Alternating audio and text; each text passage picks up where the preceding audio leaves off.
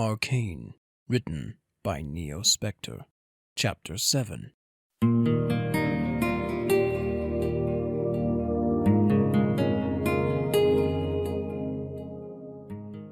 Aran huffed.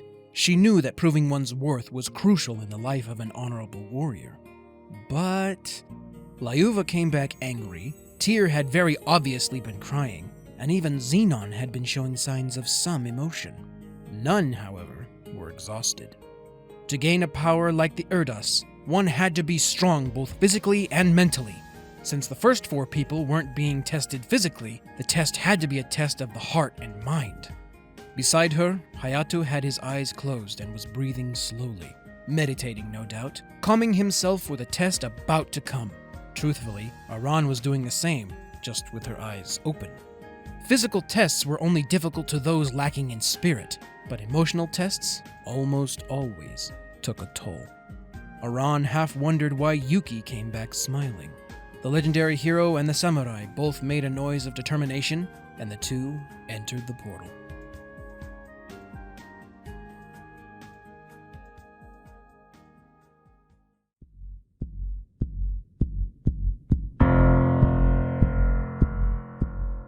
The two spent far less time than the other 4 admiring the scenery of the event horizon, and instead walked straight ahead to the stone arch.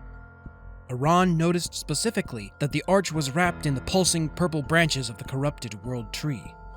Of course, the largest focus of demonic energy had been, however briefly, in the hands of a psychotic warrior hell-bent on the total annihilation of the human race, a psychotic warrior that Aran had helped take down. And now Aran was going to meet with the goddess that blessed the demon race. Woo freaking who. The warrior and the samurai stopped a few paces short of the arch. In the center floated a girl with scarlet hair tied into a loose ponytail. Embedded in her back were 2 large, black, semi-transparent wings. The wings of a pure-blood demon. The goddess had her back turned to them. Aran stood steady. Hayato placed his hand on his blade and breathed calmly. The two waited patiently.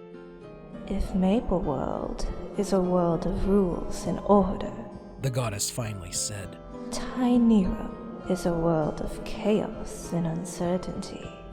We played as shadows do in the candlelight for far too long. The goddess turned to face them. You are here to seek my power, she said. Aran nodded in confirmation. The goddess sighed. In truth, I have no interest in the affairs of the Maple World, but the balance between their world and ours must be preserved. The Black Mage must be stopped. Such is the truth, said Hayato. You must test us to prove our worth, correct? The goddess chuckled. I can already sense you are both trained warriors. You radiate power and carry yourselves with honor. Tynerum values power, but I must test you all the same, making my job a lot harder. The only good thing is, I get to pick what test you go on. A purple magic circle formed beneath Hayato. Intricate lines flowing from the center spelling words in a language neither warrior could identify. I have not seen your power, swordsman, the goddess said. Defeat your opponent, and I shall grant you my approval. The samurai gripped the hilt of his sword and disappeared in a flash of purple light. Aran cracked her knuckles. And me? I have seen your power, hero, notably when you clashed against the wolf. The goddess's eyes narrowed. There is something I must ask you.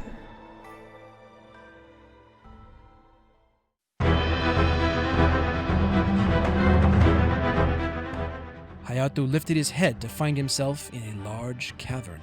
In the dead center of the cavern was a large, blue heart-shaped crystal embedded in the rock and attached to numerous vines that connected to the ceiling. The heart rock seemed to pulse rhythmically. In front of him was a bubbling cloud of purple energy. The energy swirled together and began to take the form of a large spider with glowing red eyes. Encrusted upon its back was a stone, covered in moss that was spewing out black smoke. The creature didn't screech, but instead made a chittering noise as it landed on the ground. As soon as the creature landed, the heart rock turned a pale shade of red. Hayato grinned and partially unsheathed his sword. This fight looked interesting. Without a second thought, the samurai charged at the beast.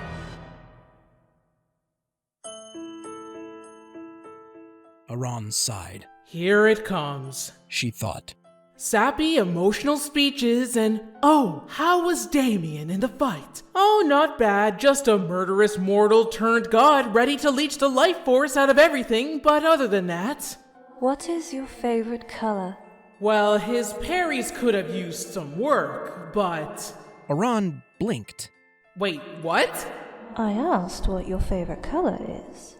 That's it? Aran asked in surprise. Nothing about the fact that I fought against Damien? One of the most powerful... Damien The goddess said with a hint of annoyance. was an ambitious demon. He was neither the most powerful nor the most ambitious, nor evil nor justified. He fought, he died. I know, I saw.